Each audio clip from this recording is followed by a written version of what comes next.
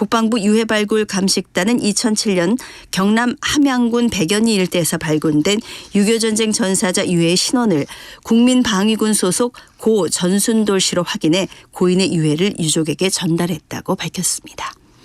오늘은 전국이 흐린 가운데 중부와 호남 지방부터 비가 오기 시작해 오후에는 전국에 비가 내리겠습니다. KBS 1라디오 11시 뉴스 아나운서 임수민입니다. KBS.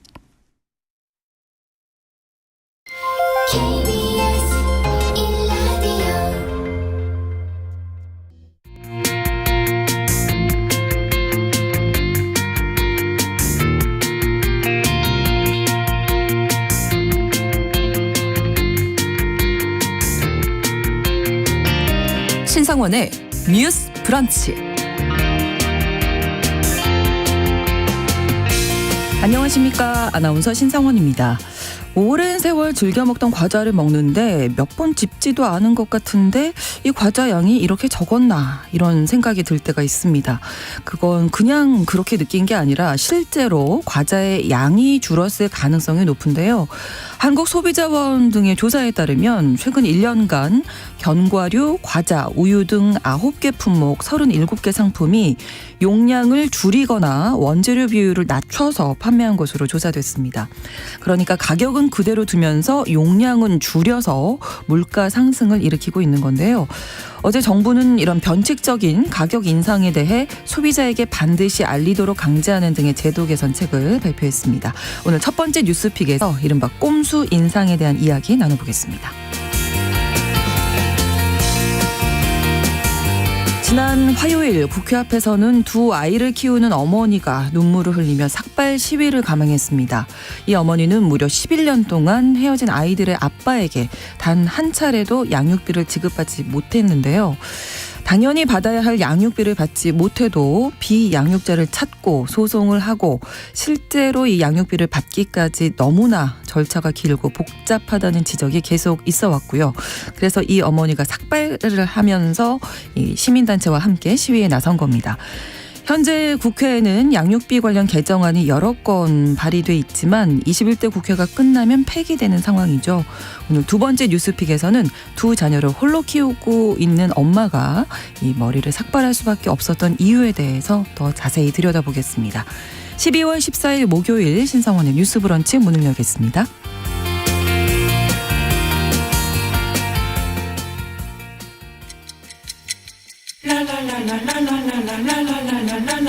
듣고 공감하고 진단합니다. 우리 사회를 바라보는 새로운 시선. 신성원의 뉴스 브런치 뉴스픽. 뉴스 브런치 청취자 여러분과 함께 소통하며 만들어갑니다. 실시간으로 유튜브 통해서 보실 수 있고요. 여러분의 의견도 기다리고 있습니다. 짧은 문자 50원, 긴 문자 100원이 드는 샵 9730, 우물정 9730번으로 의견 보내실 수 있고요. 또 라디오와 콩 앱으로도 많이 참여해 주시기 바랍니다. 목요일의 뉴스픽은 이슬기 기자, 조성실 시사평론가 두 분과 함께하겠습니다. 어서 오세요. 반갑습니다. 네, 반갑습니다. 자, 오늘 첫 번째 뉴스픽에서는 이 조용하게 물가를 상승시키는 주범으로 지적되고 있죠. 이른바 이 꼼수 인상에 대한 이야기 나눠볼 텐데 뭐 이런 경험 두 분도 좀 있으시죠? 과자 이거 먹고 있는데 왜 이렇게 양이 적지? 내가 이렇게 빨리 먹었나? 뭐 이런 생각도 하고요. 그렇죠. 네. 내가 기분이 그런 건가? 네, 사실이 네. 그런 건가? 정말로 그런 건가? 혼돈스러울 때가 더 네. 많아진 것 같습니다. 뭐 포장 방법이 바뀌었다 이런 얘기도 듣기는 해서 얘기 많이 나왔던 게 질소 과자 네네네네. 얘기잖아요. 저 같은 경우는 맥주 캔 한 캔에 감자칩 한 봉지를 먹는데 원래 그게 궁합인데 정량이군요. 네, 그게. 네. 근데 맥주가 한참 남았는데 감자칩이 다 떨어지는 케이스가 있는 거예요. 왜 이럴까? 맨날 같은 감자칩을 먹는데 생각해보면 아마 이런 슈링크플레이션 여파가 아니었나 싶은데요. 네. 슈링크플레이션이라는 말이 조금 이질적으로 들리실 수도 있는데 네. 이게 바로 이런 현상을 얘기하는 겁니다. 이제 가격을 올리면 네. 굉장히 티가 나잖아요. 그렇죠. 그러다 보니 이제 소리 소문 없이 제품의 용량을 줄여서 사실상 가격을 인상하는 효과를 내는 거고요. 이제 슈링크라는 영어 단어가 줄이다라는 뜻이고 인플레이션은 많이들 아시는 것처럼 물가 상승을 의미하는 단어여서 이걸 두 개를 합한 이제 용어라고 보시면 될 것 같습니다. 네. 실제로 그 실태조사 결과를 보니까 최근 1년 사이에 37개 상품의 용량이 줄어들었다 이렇게 나왔네요. 거네요. 네, 맞습니다. 최근에 한국소비자원에서 네. 관련 결과를 발표했는데요. 이 소비자원이 운영하는 가격 정보 종합 포털 사이트라고 하는 참가격이라는 곳이 있어요. 여기서 가공식품 품목 가운데 73개 그리고 209개의 상품에 대해 실태 조사를 실시했더니 총 3개 품목에 19개 상품에서 용량이 축소된 게 확인이 된 거예요. 네. 뿐만 아니라 지난달 23일부터 이 소비자원에서 신고센터를 운영했거든요. 네. 여기서 접수된 53개의 상품을 조사해봤더니 2개 품목에서 9개 상품이 용량 축소가 확인이 됐습니다. 이뿐만 아니라 언론에서 보도된 건까지 종합을 해보니 네. 총 9개 품목 37개 상품에서 용량이 축소된 것이 확인이 되었습니다. 네. 어떤 상품들이 있는지 좀 살펴볼 텐데 일단 저희가 과자 얘기를 너무 많이 해서 과자만 있는 건 아니었던 거라고요. 네, 맞습니다. 이번에 이제 한국소비자원에서 발표를 하기 전에도 네. 사실 이렇게 간간히 뉴스 보도를 통해서 상품명까지도 나온 적들이 있었거든요. 뭐 3월경에는 풀무원 핫도그 4종, 그리고 뭐 카스 캔맥주, 네. 그리고 7월에 혜태 고향만두, 9월에는 양반 참기름김 들기름김, 그리고 10월에는 CJ 제일제당 숯불향 바베큐바 이런 것들이 있었어요. 근데 좀 이번에 이제 공식적으로 소비자원에서 조사를 해서 발표한 내용 중에는 저는 가장 인상 깊었던 게 견과류 종이 굉장히 많이 줄어들었습니다. 그래서 견과류 중에 뭐 허니버터 아몬드 이렇게 네. 유명한 상품들 있잖아요. 그 외에도 땡땡 아몬드가 붙어있는 총 16개의 제품이 예. 이제 뭐 적게는 한 7%에서 많게는 10% 정도에 이르기까지 용량의 차이가 있었고요. 네. 그리고 김, 사탕, 우유, 치즈, 뭐 만두, 맥주 앞서 말씀드렸던 이런 종목들에서 슈링크플레이션이 확인이 됐습니다. 그래서 이제 앞서 언급해 주신 것처럼 포털 사이트에서 한국소비자원 이렇게 치시면 네. 거기 사이트에 지금 슈링크플레이션 신고 제도를 운영하고 있어서 아예 배너가 별도로 나와 있습니다. 네. 그래서 방금 말씀하신 것처럼 무언가 과자를 사서 기존에 먹던 속도대로 먹었는데 양이 줄어든 것 같다. 네, 그러면 네, 네. 거기에다가 신고를 올리시면 자체적으로 소비자원에서 조사를 하는 겁니다. 그래서 그렇군요. 기존에 있었던 것과 차이가 있는지. 네. 근데 이제 지금 여기에 보도된 것들 중에는 주로 참가격이라는 사이트에 올라와 있는 양과 그다음에 실제로 지금 출시되고 있는 양 차이가 있는데 네. 이런 부분에 대해서 뭐 은근슬쩍 사실 용량이 줄어들었거나 아니면 표기와 이런 게 차이가 있거나 이런 부분들을 좀 중점적으로 조사를 하고 있는 상황이고요. 네, 그러니까 견과류 같은 경우에 우리가 그람수를 막 재고 사지는 그렇죠. 않잖아요. 그러니까 알 수가 없죠, 사실. 감자칩 대신 이제 땡땡 아몬드를 드셨던 분들은 네. 보통 내가 평상적으로 한 모금 마시고 뭐 2개를 집었는데 이상하네 이렇게 생각하셨을 것 같아요. 그 중에 누군가가 이제 여기에 신고하셨을 수도 있고요. 그렇죠. 네, 경위는 정확하게 모르겠습니다. 예, 결과가 발표가 된 건데 그러니까 뭐 과자도 그렇고 맥주, 우유 양 줄고 치즈는 어떻게 보면 좀 얇아지고 그렇죠.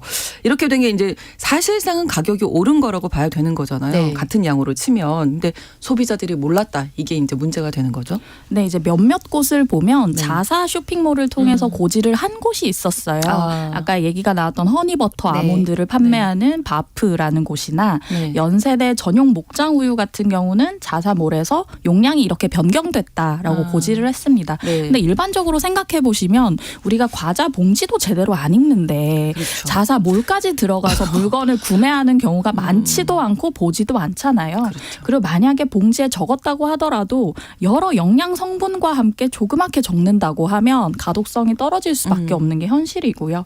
그래서 이것 관련해서 이제 소비자원에서 일부 제조사에게 문의를 했더니 용량 변경을 인정한다라고 하면서도 근데 이제 제품 자체가 우리가 레시피를 변경했다. 포장재를 바꿨다라고 하면서 이전과는 조금 다른 리뉴얼된 상품이다. 아, 네. 그래서 용량 변경은 리뉴얼에 따른 절차였다라는 입장을 드러낸 곳도 있었습니다. 기업에서 왜 이런 전략을 쓸까요? 네, 이게 착시 효과를 불러일으키기 때문인데요. 워낙 물가가 이제 비싸졌기 때문에 그렇죠. 상대적으로 기존에 자기가 매대에서 받거나 혹은 손을 집어서 이제 계산을 했던 물품이 가격이 올라가면 본능적으로 좀 꺼리게 됩니다. 그렇죠. 그런데 가격은 그대로다. 그리고 사실 포장재가 많은 부분 리뉴얼이 됐다고 하지만 포장재의 구체적인 부분이 바뀐 거지 아예 전면적인 이미지 자체를 쇄신하거나 완전히 전면 이제 개조하진 않거든요. 그렇죠. 예, 그러다 보니까 상대적으로 체감상은 뭔가 줄어든 것 같은데 비용은 같으니까 내가 문제가 있나 약간 네, 느낌인 네, 건가라고 네, 생각하고 어물쩡하게 넘어가게 되는 경우가 많다는 거예요. 네. 그래서 이게 심리적인 거나 이런 것들을 좀 이용하게 되는 부분이고 이런 것과 관련된 실제적인 이제 연구 결과도 있습니다. 그런데 이게 아무래도 그런 마케팅 효과를 노리는 거기도 하고요. 결과적으로 소비자를 기만하게 되는 부분들이 있기 때문에 그렇죠. 이제 해외에서는 이런 부분에 대해서 소비자의 알 권리를 더 이제 보장해주는 차원에서 슈링크플레이션을 이제 일어난 상품에 대해서는 포장 위에다가 네. 이제 용량이 줄었습니다라는 것을 적극적으로 공시하도록 하는 그런 권고를 하거나 법안이 있거나 네. 아니면 이제 그것을 어겼을 때 과태료나 이런 거를 좀 과하게 물거나 하는 등의 법령 체계를 가지고 있습니다. 네. 그러니까 소비자를 속이면 안 된다. 그렇죠. 아, 예. 근데 직접적으로 속이는 게 아니더라도 네. 결과적으로 속이게 되는 기만이 그 되는 그런 행위에 행위들을 대해서도? 이제 지양하도록 하는 법 제도적인 체계가 있는 거죠. 네, 그래서 어제 정부가 변칙적인 이런 가격 인상 막기 위해서 관계부처 간의 공동 대응을 마련했다 이렇게 밝혔는데 이 내용 좀 소개해 주실까요? 네, 어제 이제 공정거래위원회에서 네. 경제부총리 주재로 비상경제장관 회의가 열렸어요. 네. 여기서 나온 주된 내용 중에 하나가 슈링크플레이션을 제재하는 부분인데요. 이제 소비자한테 알리지 않고 용량을 줄이거나 혹은 원재료의 비율을 낮추거나 할 경우 부당한 소비자 거래 행위로 규정하겠다라고 했고요. 이런 행위에 포함된다고 하면 관련 법에 근거해서 최대 3천만 원의 과태료를 물릴 수 있도록 하겠다라고 했습니다. 현재 지침상으로는 최대 1,000만 원까지만 과태료를 부과할 수 있거든요. 뿐만 아니라 이제 제품 표시에 대한 규제도 좀 강화하겠다라고 했는데요. 이제 그 물품의 단위 가격, 뭐 그램당 가격 같은 것이 올라갈 때 네. 변경 전후 용량을 모두 포장지에 기재하도록 고시를 바꾸겠다라는 얘기를 환경부와 식품의약품안전처가 하기도 했습니다. 네, 또 한국소비자원 등 이 모니터링 대상도 확대하기로 했다고요. 네, 이제 산업통상자원부 같은 경우 이제 네. 대형마트에서 단위 가격을 의무적으로 표시해야 하는 품목이 지금도 정해져 있어요. 이게 84개인데 네. 이것보다 더 확대하겠다라는 얘기를 했고요. 말씀하신 한국소비자원 같은 경우는 내년부터 가격 조사 전담팀을 구성을 하겠다라고 해서 500개 넘는 상품을 대상으로 모니터링에 들어가겠다는 계획을 발표했습니다. 네. 자, 근데 이제 아까도 잠깐 조성실 평론가님께서 이 해외 사례 잠깐 언급을 해주셨잖아요. 해외에서는 어떻게 지금 진행이 되고 있는 이런 경우에 슈링크플레이션? 네, 실제로 이제 프랑스에 있는 한 대형 마트인 까르푸라는 곳이 있는데요. 네네. 이렇게 슈링크플레이션이 일어난 제품에 대해서는 적극적으로 스티커를 붙이도록 하고 있고 네. 또 유럽에 있는 이제 나라들 중에는 슈링크플레이션을 이제 간접적으로 적용한 제품에 대해서 과태료를 물거나 이런 네. 사례들이 좀 외신으로 보도가 되고 있는 상황이에요. 네. 그리고 알고 계시는 유명한 상품 중에 미국의 오레오 쿠키라는 게 있잖아요. 아, 네네. 그런 경우에도 가격은 그대로인데 용량이 줄었다. 그래서 이런 부분에 대해서 오히려 소비자들이 적극적으로 이거에 대해서 고발하고 약간 무브먼트를 만드는 그런 분위기가 또 일기도 한다고 합니다. 네. 근데 이제 우리나라에도 실제로 이 소비자를 보호하고자 하는 법안이 없는 게 아닙니다. 그래서 다행히 소비자 기본법이라는 것이 있고요. 네. 그 산하에서 사실 한국소비자원이 이제 정책적인 부분이라든지 신고라든지 피해 구제나 이런 업무들을 좀 진행을 하는 거고 네. 여기를 보시면 법안 우리가 굉장히 입법 현황 자체는 그래도 선진적으로 되게 많이 마련이 되어 있는 부분이 있거든요. 네. 그래서 뭐 국가 및 지방자치단체의 책무나 이런 것들도 엄밀하게 이제 적혀 있고 특별히 보시면 표시의 기준에 관한 법률들이 있어서 표시나 이런 것들을 명확하게 하도록 하는 거 그리고 광고나 이런 거를 허위나 과장 광고를 못 하도록 하는 거 이런 부분들이 법령은 있습니다. 네. 근데 이제 앞서 이제 소개해 주셨던 이제 관계 부처들의 합동 회의나 이런 발표들에서 다행히도 새로운 법령을 만들어야 되면 굉장히 그게 발표는 했지만 현실로 적용은 안 되는 그 간극이 생겨요. 네. 그런데 지금 이제 관련 법령 내에 국민들에게 적용하도록 하는 행정의 자율적인 어떤 부분들을 주는 게 행정고시를 통해서 규정이 되는데 그거는 관계부처 장관과 그리고 또 대통령의 의지가 있으면 금방 이제 진행이 되는 부분이거든요. 네. 그래서 이번에 고시 개정을 통해서 적극적으로 진행을 하겠다고 한 것이고 네. 소비자원을 중심으로 해서 대형마트들에 대해서 앞서 말씀드린 까르푸 사례처럼 우리나라에도 적극적으로 그런 것들을 하도록 네. 이제 제도적인 지원이나 이제 홍보 같은 것들을 하겠다라는 것이 소비자원의 입장입니다. 네, 일단은 소비자들이 좀 알아야 된다. 그렇죠. 예. 근데 이제 말한 사람은 있는데 들은 사람은 없는 형태로 지금 진행이 되고 있는 거잖아요. 왜냐하면 누구도 사실상 찾아가지 않는 홈페이지, 자사 홈페이지에다 그것을 공지하는 거니까. 그런데 소비자가 워낙 일상생활을 살다 보면 그거를 다 알아볼 수 없기 때문에 그렇죠. 소비자가 들을 수 있는 공간에 볼 네. 수 있는 공간에 그것을 적시하도록 하는 의무를 주는 거죠. 그렇죠. 예, 그러면 그래서 소비자를 중심으로 해서 소비자 보호를 이제 강화하는 방향의 정책이라고 볼 수 있겠습니다. 네. 이것과 더불어서 이제 배달 음식 코로나 이후에 이제 많이들 이용하실 텐데 배달 음식 같은 경우에 매장보다 배달을 하게 되면 가격을 더 올려서 받더라. 이 부분은 어떻게 보십니까? 이게 상식적으로 생각을 해보시면 매장 이용을 안 하면 그 매장 홀 자리를 이용하지 않으니까 배달이 더 싸야 되지 않을까라는 포장을 생각을 하거나 배달하면 하실 수도 있는데 최근에 이제 경기도에서 네. 도 내에 있는 천여 개 식당의 온라인 오프라인 가격을 점검한 결과를 발표했어요. 네. 그걸 봤더니 이 식당 10곳 중 4곳이 배달 어플리케이션의 메뉴 가격이 실제 오프라인 가격보다 더 높더라라고 그래요? 나온 거예요.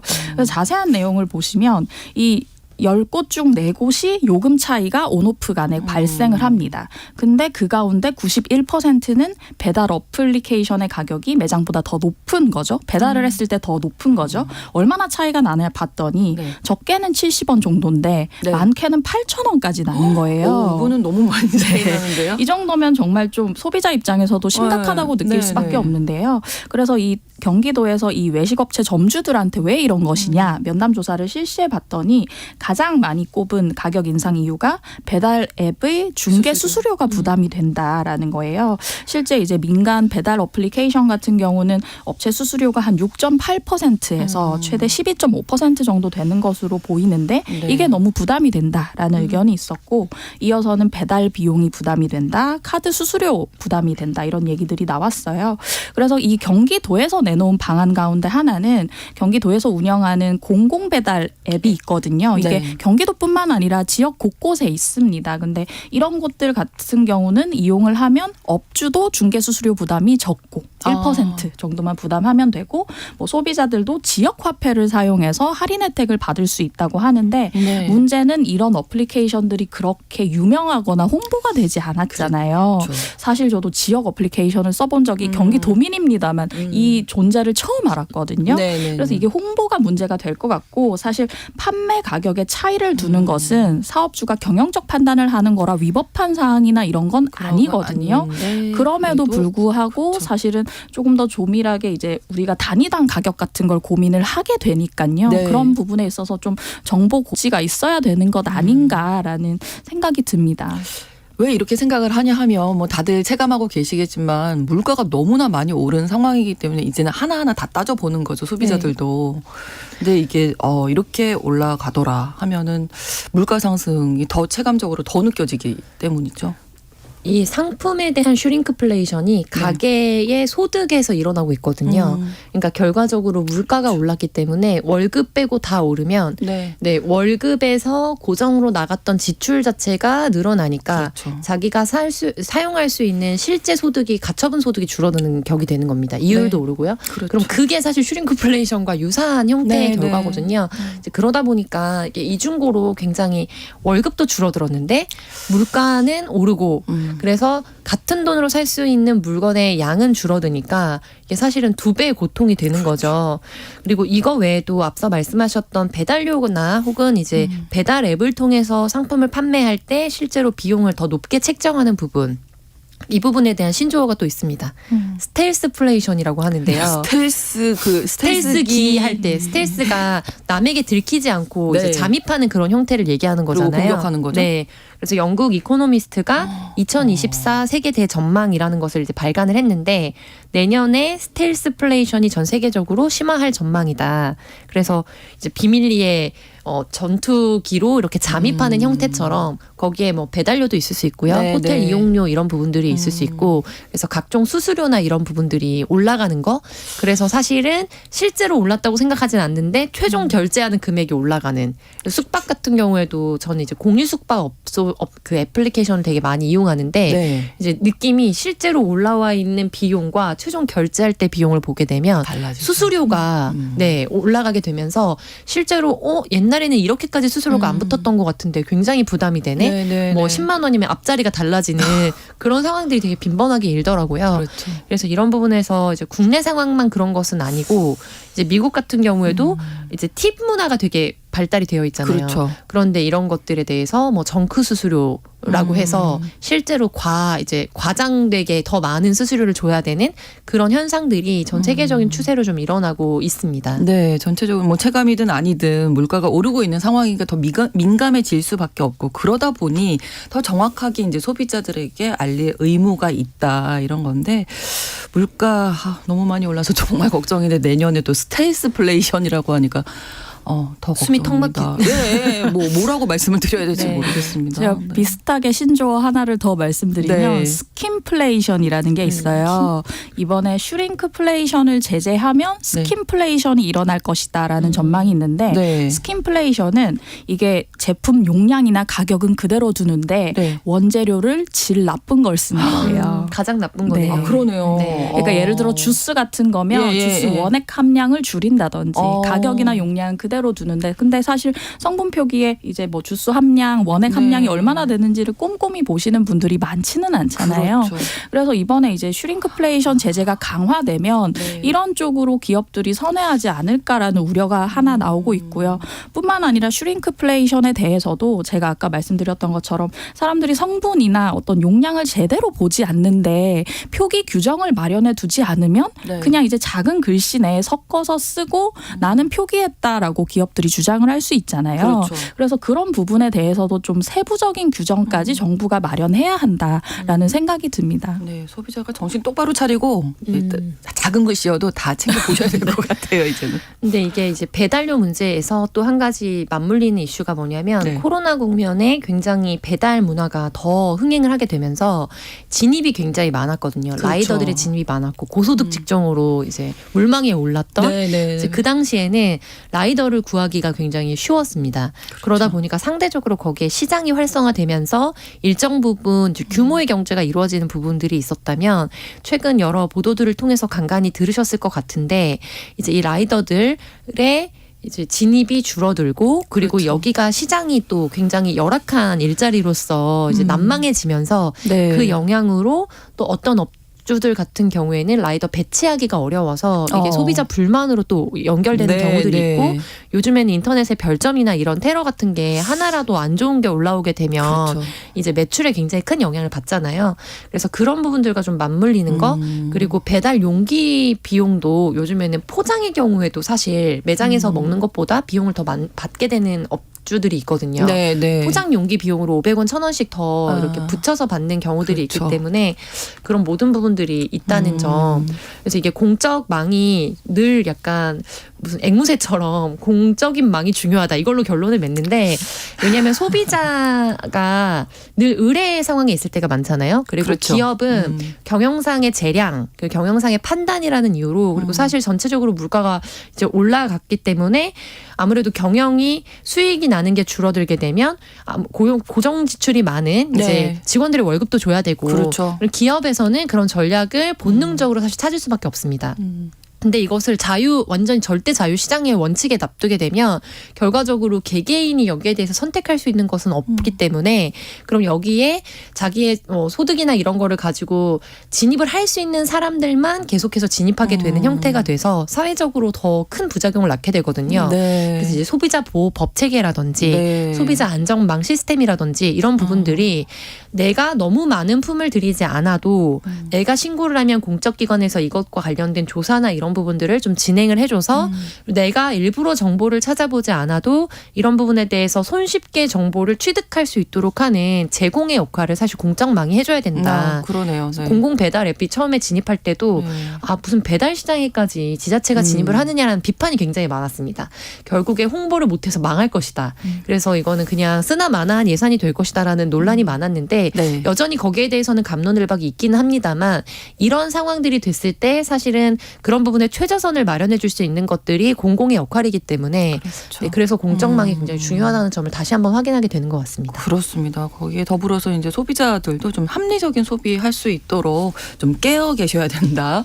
저도 포함해서요. 그런 생각을 또 하게 됩니다. 첫 번째 뉴스픽 마무리하고요. 두 번째 뉴스픽에서는 지난 화요일에 국회 앞에서 이 두 자녀를 둔 어머니가 삭발을 하면서 눈물 흘리는 일이 있어서 이 사연을 좀 이야기해 보려고 하는데요. 아이들의 이제 헤어진 남편, 아빠에게 양육비를 받지 못하고 뭐 여러 가지 방법을 강구하셨으나 이제 끝내 이루어지지 못해서 삭발까지 감행을 하신 건데요. 어느 정도나 양육비를 못 받았던 건지 어떤 사연이 있었던 건지 잠시 후에 또 자세한 이야기 나눠보도록 하겠습니다. 뉴스 브런치 1부 마치고 2부에서 뉴스픽 계속 이어가고요. 11시 30분부터 일부 지역에서는 해당 지역 방송 보내드리겠습니다.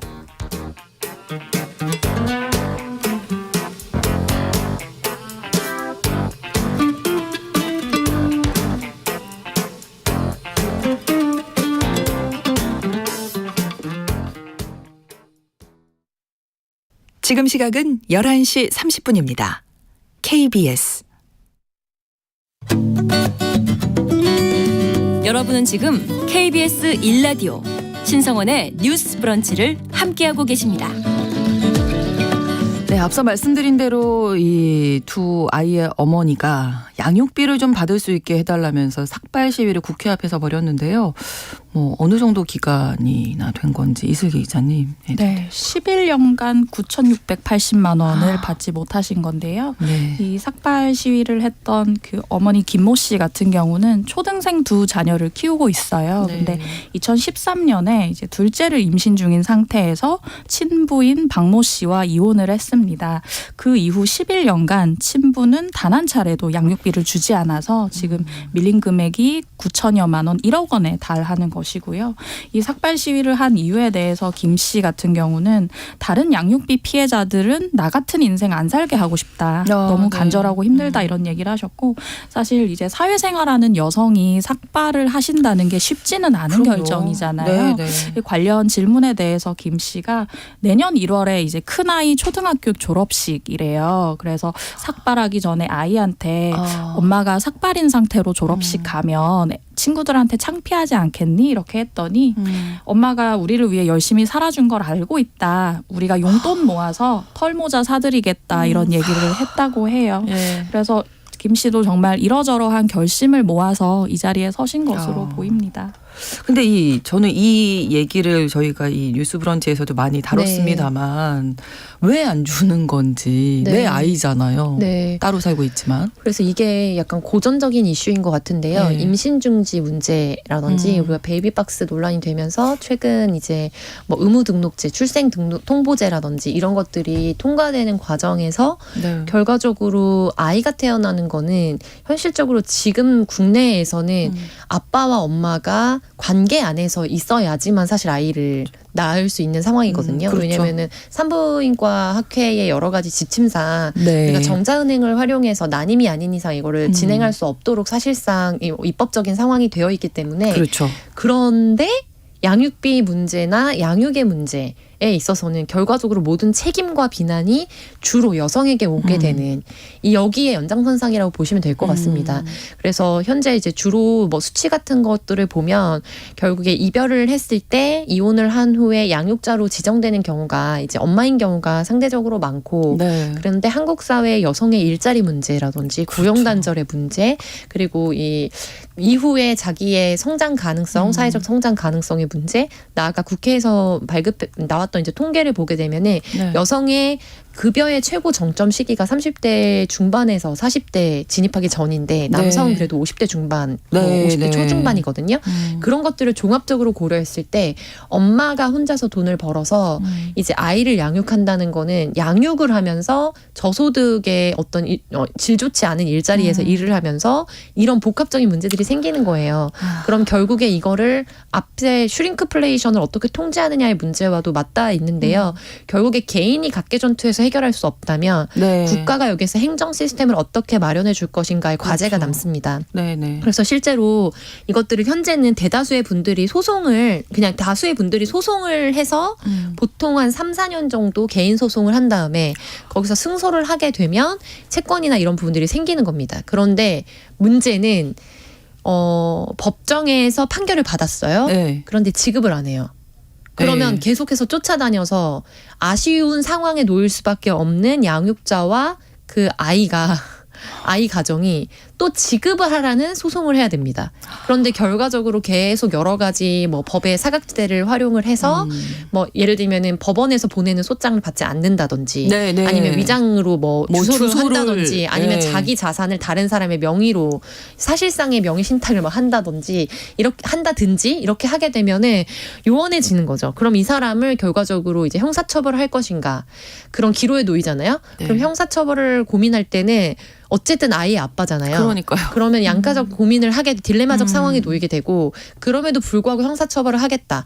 근데 그러면 또 소송을 자기가 해야 되는 거예요. 그래서 보통 이거에 대해서 이제 여기에 진입하게 되시는 분들은 소송의 처리는 주로 낮 시간에 법원을 다니면서 또 해야 되는 일이 많기 때문에 근데 일하셔야 되는데. 일에 또 전환이 일어나게 됩니다. 그러면 계속 악순환을 일어나니까 그러는 동안 한 10년 지나겠는데요. 이분도 네네. 그런 상황이 되신 맞습니다. 거네요. 11년. 그래서 지난 총선에 저희 비례대표 후보로 제가 출마를 한 적이 있었는데 네. 그때 대표 공약 중에 한 가지가 양육비 대지급 제도였어요. 네, 그래서 네. 지금 이 시민운동 하고 계시는 분들도 같은 주장을 하고 계신데 국가에서 명확하게 이건 아이의 생존권의 문제잖아요. 아이는 국가의 이제 국민이자 시민이기 때문에 네. 그러면 만약에 필요한 부분이 있으면 국가가 선 지급을 하고 거기에 대해서 국가가 구상권을 청구하는 형태로 개인에게 받아내는 겁니다. 네, 네. 그런데 4인 대 4인 간의 관계로 소송을 해서 이 사람에게 무언가를 받아내는 것보다 국가가 사실은 구상권을 지급을 하는 형태로 받아내는 거는 뭐 자신이 있는 자산을 압류할 수도 있고요. 네. 인lik재산을 찾는데도 훨씬 더 용이하고요. 그렇죠. 행정력이 동원이 되기는 해야 됩니다만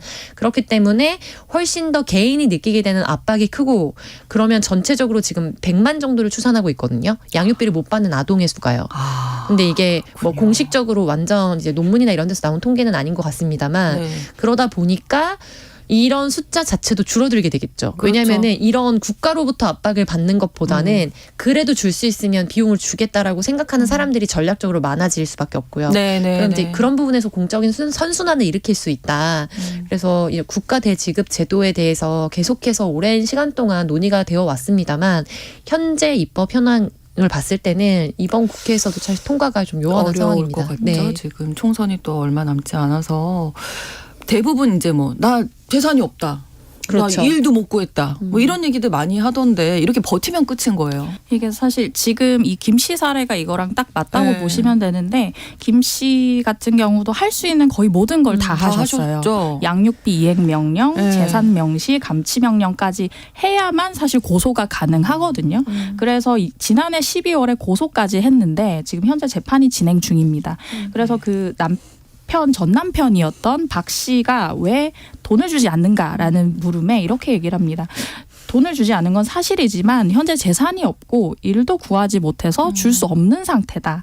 근데 이제 아까 평론가께서 말씀하신 것처럼 어떻게 보면 이 고소를 한 사람인 김 씨가 거의 낮에는 탐정처럼 관련 근거를 모으셔야 되는 거예요. 네. 그래서 이분 같은 경우도 혹시 돈을 벌고 있나 뭐 네, 이런 거 찾으셔야 그렇죠. 되는 거죠. 전 남편 근무지에 직접 찾아가셔서 최근까지 근무했다는 그 출근 기록을 증거로 제출을 하셨어요. 그럼 월급 받으셨네요. 그러니까요. 이제 지금 네. 정황상으로는 그렇게 보이는데 이제 지금 아이를 양육하면서 일도 해야 하는 김 씨가 이런 일까지 지금 하셔야 되는 상황이고 뿐만 아니라 이제 사실 실형이 선고되지 않는 경우가 너무 많아서 솜방망이 처벌 논란이 계속 빚어지는 건데요. 네. 그래서 김 씨 같은 경우는 이번에 삭발도 하셨지만 지금 법원에서 1인 시위도 계속 이어갈 계획이라고 얘기를 하고 있는 상황입니다. 그러니까 정부에서도 뭐 이런저런 정책들을 마련했지만 실제로 양육비가 지급되는 이 비율이 떨어지기 때문에 이게 현실적으로 이제 네네. 문제가 있는 거잖아요. 해외에서는 어떻게 되고 네. 있는지 우리 법은 또 어떻게 지금 발의가 된 상황인지 좀 궁금합니다.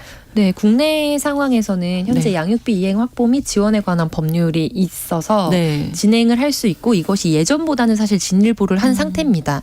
근데 그 진일보도 지금 앞서 지금 삭발하셨던 김모 씨로 지금 우리가 지칭한 분과 또 관련 시민단체에서 오랜 시간 동안 좀 노력을 하면서 이뤄낸 성과기도 하거든요. 네. 그런데 앞서 이제 거듭 말씀드렸다시피 위장 전입을 한다거나 재판에 넘어갔지만 솜방망이 처벌을 받는다거나 하면은 실제적인 구속력이 없는 거예요. 그렇죠. 그래서 이와 관련해서 이번 국회에서 좀 발의된 법안들은 네. 이제 유정주 더불어민주당 법안이 감치 명령을 하지 않아도 네. 양육비 미지급자가 출국 금지, 운전면허 정지 등 제재 조치를 그에게 가할 수 있도록 하는 이제 양육비 이행법 개정안을 대표 발의한 상태고요. 네. 양경숙 더불어민주당 의원도 이행 명령을 했는데 3회에 걸쳐서 이상 이제 양육비를 주지 않으면 네. 감치 명령은 이제 소송을 해서 받아내야 되는 거니까 최소 막 2, 3년이 걸리잖아요. 그렇죠. 그러니까 감치 명령이 없어도 형사 고소를 바로 진행할 수 있도록 하는 등의 개정안을 발의한 상황입니다. 네. 근데 이제 독일 같은 경우에는 앞서 말씀드렸던 양육비 대지급법이 있어서 실제로 양육비를 제대로 지급받지 못했을 때는 특정 연령 아이가 연령에 이르기까지 국가가 먼저 대지급을 해주는 형태를 네. 운영하고 있고 스웨덴 같은 경우에도 양육비 지원법이 있어서 지급을 하지 않거나 1인당 이제 제공해줘야 되는 양육비가 정해져 있는데 연령대별로 거기에 미만인 비용을 만약에 그 양육비로 지급하고 있다. 그러면 차액에 대해서 국가가 갖고 있는 사회보험에서 지급을 해주는 겁니다. 아니면은 아빠가 뭐 혹은 엄마가 이제 존재하는데 연락이 닿지 않거나 혹은 존재하지 않거나 이럴 때에도 이 아이에게 필요한 부분의 양육비를 일정 부분 네. 국가의 보험으로 지원하는 형태. 그러면 한부모 가정이지만 사실 두 부모가 이제 지원을 하게 되는 그런 형태로 사회 보장이 되는 거죠. 그렇죠. 그래서 우리나라 같은 경우에도 뭐 채무자가 미지급한 거에 대해서 이제 지연이자를 까지 붙여서 부담하도록 한다는 등 지금 발의되고 있는 법안들이 통과되기를 촉구하고 있지만 아시다시피 내년도 총선을 좀 앞두고 있기 때문에 그럼 이제 내년도 국회가 새로 세워지면 다시 원점으로 돌아가는 겁니다. 법안의 발의부터 다시 시작을 해야 되는 거기 때문에 그렇군요. 그래서 이번에 이제 첫 아이의 초등학교 입학을 앞두면서 또 굉장히 삭발까지 긴급한 하시고. 상황이니까 또 네, 삭발을 네. 하신 상황으로 알려져 있습니다. 이게 양육비잖아요. 그야말로 아이를 키우는 비용이지 헤어진 전 배우자에게 주는 어떤 돈이 아니란 말이죠. 내 아이에게 꼭 필요한 생존에 필요한 돈이잖아요. 네, 맞습니다. 관련해서 딱 두 마디만 예, 드리고 예. 싶은데 양육비를 주지 않는 것은 아동 학대고요. 네, 지금 네. 이 관련한 법안들이 다 여가위 법안 소위에 지금 계류돼 있는데 네. 여가위 법안 소위는 일을 좀 하십시오. 이 말씀 드리고 싶습니다. 명쾌합니다. 네. 예. 이 문제 다 이게 지나가기 전에 좀 해결이 됐으면 좋겠네요. 삭발까지 지금 하고 한 어머니가 나서셨기 때문에요. 목요일의 뉴스픽 여기서 마무리하겠습니다. 이슬기 기자, 조성실 시사평론가 두 분과 함께했습니다. 고맙습니다. 감사합니다. 수고하셨습니다. 신성원의 뉴스 브런치는 여러분과 함께합니다. 짧은 문자 50원, 긴 문자 100원이들은 샵 9730. 무료인 콩앱과 일라디오 유튜브를 통해 참여해주세요.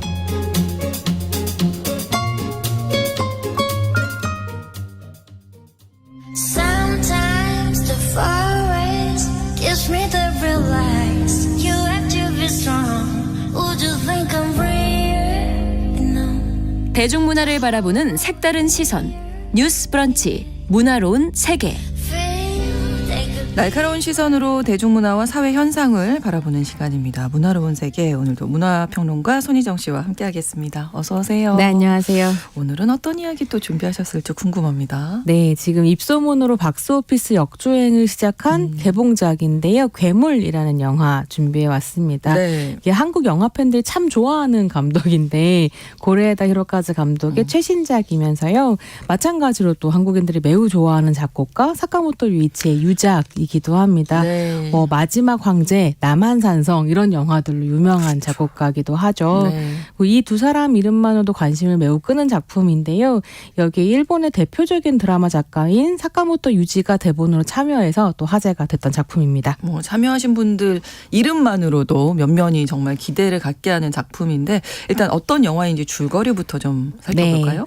영화는 사고로 남편을 잃은 후에 혼자 아들을 키우고 있는 사오리의 관점에서 시작이 됩니다. 네. 사오리의 아들인 미나토는 초등학교 5학년인데요. 마음이 굉장히 여리고 친절한 성격의 아들인 거죠. 네. 그 아들이 어느 날 엄마한테 물어봐요. 인간의 뇌가 돼지의 뇌와 바뀌면 그건 인간이야 돼지야? 이렇게 물어보는 거죠.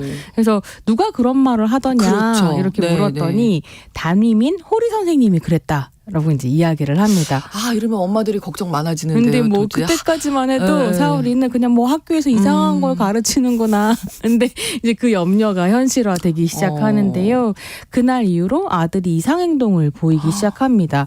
그리고 도대체 왜 그러는 거냐라고 물었더니 결국 아들이 그런 얘기를 하는 거죠. 호리 선생님한테 맞았고 너의 뇌는 돼지의 뇌라는 폭언을 들었다. 이렇게 됩니다. 이러면 이제 어머니 학교 가셔야죠. 그렇습니다. 그래서 어머니가 학교를 가게 됩니다. 네. 그래서 학교에 찾아와서 일단 교장 면담을 하는데요. 네. 문제는 면담을 해도 진실이 제대로 밝혀지지 않고 도대체 무슨 일이 있었는지 선생님도 다 쉬쉬하고 네. 학교에서 이제 형식적이고 가식적인 사과의 말만 반복하고 진심 어린 대응을 하지 않는 거죠. 심지어 호리 선생님은 네. 아무런 반성의 기미도 보이지 않습니다. 그러다 보니까 갈등이 점점 쌓여만 가고요.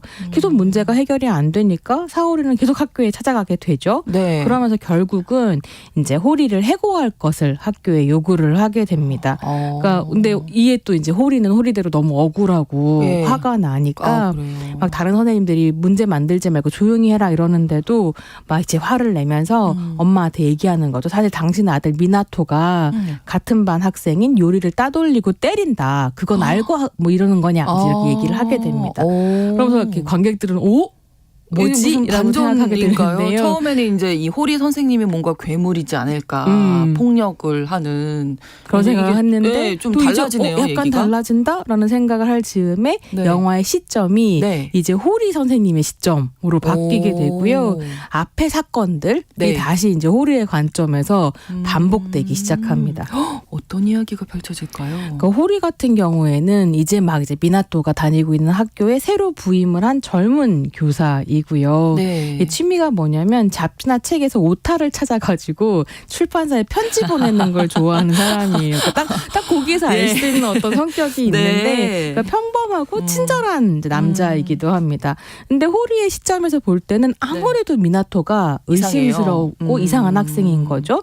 그래서 이유 없이 막 교실에서 폐악질을 치거나 요리를 왕따시키는 것 같은 어떤 행동을 하는 것처럼 보이는 이런 이제 상황들이 펼쳐집니다. 근데 호리가 어느 날 미나토가 막 교실에서 다른 친구들의 물건을 막 던지면서 막 소리를 지르고 있는 걸 보고 이걸 막 말리려다가 실수로 팔꿈치로 미나토의 코를 팍 하고 치게 되는 거예요. 그러니까 폭력이 없었던 건 또 아니었던 그러네요. 상황인 거죠. 의도한 건 아니지만. 그래서 이제 막 사과를 했지만 어쨌든 학부모인 사오리가 호리의 이제 폭력을 항의하러 학교에 오게 되죠. 그러니까 사실 이때 호리는 제대로 해명하려고 해요. 잘 설명하면 부모님이 알아들으실 거다. 이해하시겠지. 근데 학교의 교장과 동료 선생님들, 그러니까 오랫동안 학교에 일했던 사람들이 요즘 학부모가 얼마나 괴물인 줄 아냐.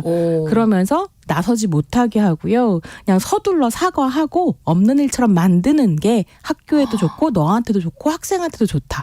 이렇게 이제 일이 진행이 되게 됩니다. 여기까지 들으니까 우리나라 올해 진짜 네. 이 얘기 많이 했잖아요. 학교 그러니까. 폭력이라든지 교권이라든지. 근데 그래서 학부모들이 네. 뭐 갑질을 한다. 네네, 뭐 악성민원 이런 얘기도 했었는데 일본에서 이렇게 악성민원 하는 학부모를 괴물 학부모라고 부른다고요. 네, 그렇습니다. 그래서 또 이제 관객들은 그럼 여기서 괴물은 또 학부모 누구인가 얘기구나. 이런 질문을 하게 되죠. 그래서 저도 처음에 영화를 이제 이런 영화가 나왔다라는 얘기를 들었을 때는 괴물 학부모 얘기인가 보다. 네. 제목도 그렇구나라고 생각을 했는데 영화를 봤을 때는 사오리의 관점으로 시작하니까 호리와 호리를 비호하는 학교가 괴물이었던 것처럼 보였는데 이제 또 호리의 관점에서 보면 진실이 뭔지도 모르면서 부당한 민원을 제기하는 학부모, 그걸 방치하는 학교 시스템이 이제 괴물로 등장을 하게 되는 거죠. 근데 정말로 흥미로운 건 뭐냐면 영화는 여기에서 또 끝나지 않습니다. 그래요?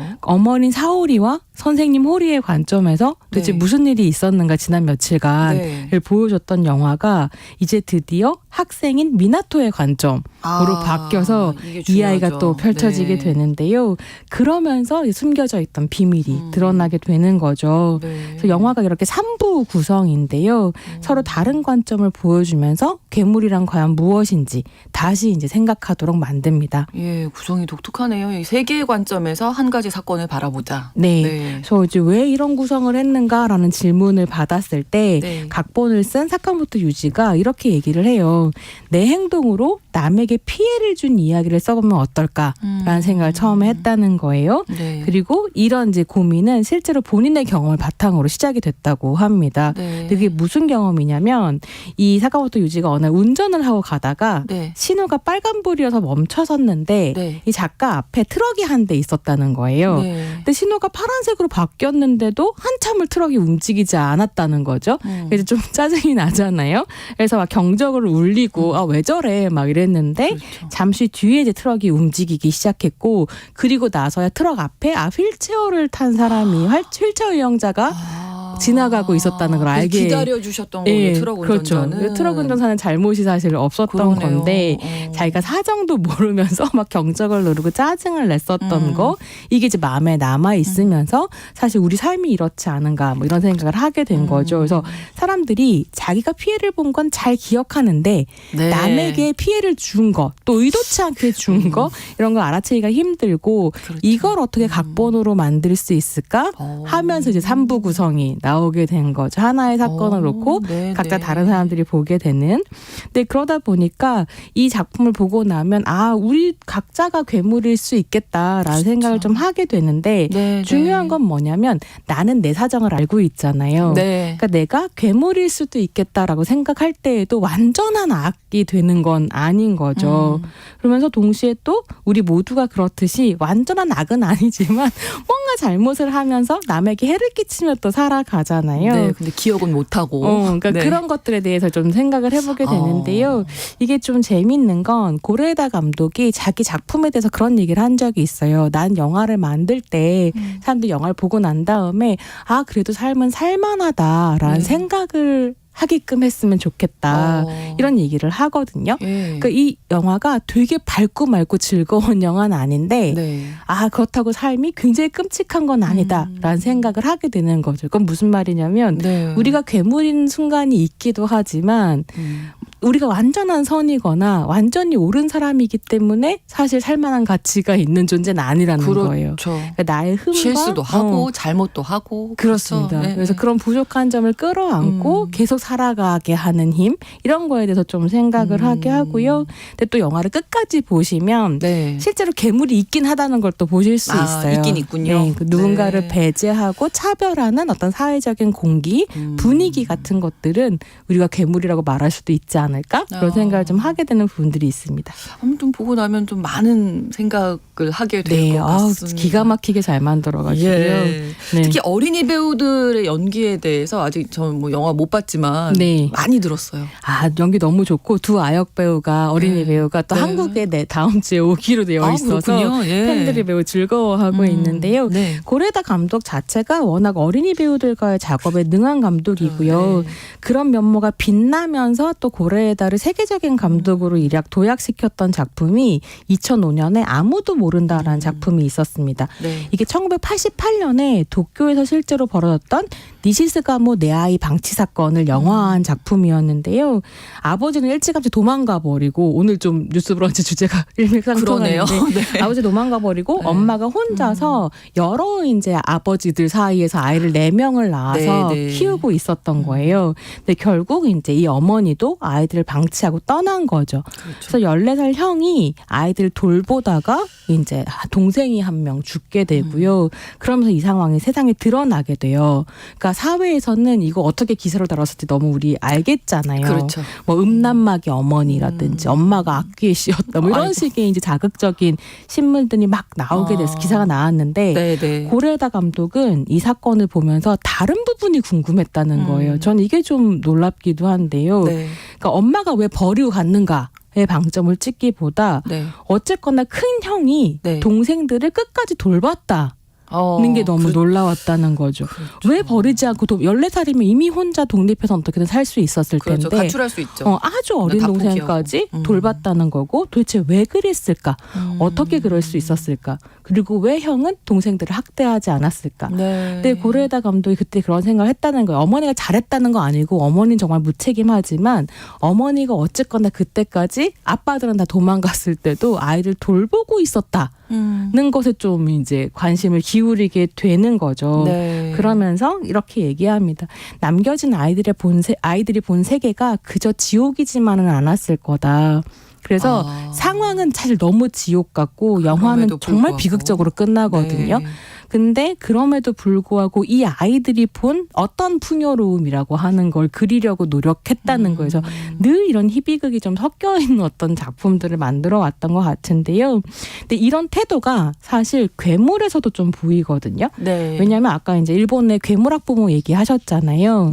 이 괴물 학부모 담론이 나왔을 때 학부모들이 좀 이상하다, 괴물이다 할 때 되게 많이 사회에서 당시에 주목했었던 게 뭐냐면 엄마들이 문제다였거든요. 남편 다 막 출근하고 엄마들이 자기의 자아 실현은 없는데 혼자 아이를 이제 독방 육아를 할 때 여기에 주목하게 되고 자기 자아 실현을 해야 되는데 아이가 뭔가 잘못되면 자기 인생도 망가진 것 같으니까 학교에 가서 이제 갑질을 한다. 엄마가 아이에게 그냥 대입한다. 나를. 너무 대입한다. 그러니까 이런 식의 문제제기가 나올 때 그럼 결국 교육도 엄마 탓이냐로 될 수 있었는데 실제로 이 괴물이라는 작품을 보면 그렇게 그냥 가는 게 아니라 왜 엄마가 혼자 그럼 아이를 이렇게까지 집중해서 키울 수밖에 없는가? 어머니의 사정은 무엇인가?에 대해서 다시 질문을 하게 되는 거죠. 그래서 실제로 요즘에 이제 괴물 학부모에 대해서 이야기할 때는 왜 그럼 어머니들이 그렇게 아이들에게 몰두하게 되는가라는 구조 자체에 대한 이야기를 이제 하기 시작한 것 같거든요. 이런 부분들이 이제 영화에 좀 같이 나오고 있는 거죠. 그래서 이런 이제 뭐 관점들이 좀 잘 녹아 있는 작품이라고 할 수 있을 텐데요. 어쨌거나 그 아무도 모른다로 좀 다시 돌아가 보면 여기에서 그 주인공 아키라 역을 맡았던 야기라 유아 배우 같은 경우는 14살이었거든요. 당시에도. 그랬을 때 최초이면서 역대 최연소로 깐영화제 나무주연상을 수상하기도 했습니다. 일본 최초였고요. 역대 최연소였는데요. 그러니까 이제 당시에 이 야기라 유아라는 배우 자체가 엄청 세계적으로 또 센세이셔널하기도 했고 그러니까 그렇게 이제 고레에다 감독이 어린이 배우와 작업하는 방식에 대한 이해가 높다 이런 걸 좀 볼 수 있겠죠. 그래서 요 외에도 뭐 칸느에서 황금종려상을 수상했던 어느 가족에도 이제 어린이 배우들이 나오고요. 제가 사실 고레에다 감독 작품 중에 제일 좋아하는 건 오늘 이제 자세히 설명은 못 드리겠지만 한번 보시면 좋을 텐데요. 2011년에 나왔었던 진짜로 일어날지도 몰라 기적이라는 영화예요. 이 작품도 많이들 좋아하시더라고요. 여기도 주인공들이 어린이들. 이거 연기 너무 다 잘하거든요. 근데 제가 이 작품을 보고 고레에다가 어떻게 보면 거장이라고 할 수 있다면 이 작품 때문일 거다라고 생각했는데 이 작품의 주제는 뭐냐면 이런 거예요. 어린이들이 이렇게 있는데 자기 꿈과 희망이 있어요. 그걸 이루고 싶어요. 소원을 반드시 들어주는 어떤 상황에 딱 처하게 되는데 그 마지막 순간에 내 소원을 이루기보다 세계를 구하려고 하는 어떤 어린이의 마음 같은 게 그려지거든요. 근데 그게 너무 그냥 거창한 영웅물이 아니라 우리 일상에서 볼 수 있는 나의 마음으로 그린다는 거. 그래서 기적도 꼭 함께 보시면 좋을 것 같습니다. 좋겠습니다. 오늘 고레에다 히로카즈 감독의 괴물 소개해 주셨습니다. 손희정 문화평론가와 함께 이야기 나눴어요. 오늘도 고맙습니다. 네, 감사합니다. 신성원의 뉴스 브런치 목요일 순서 마치고요. 저는 내일 오전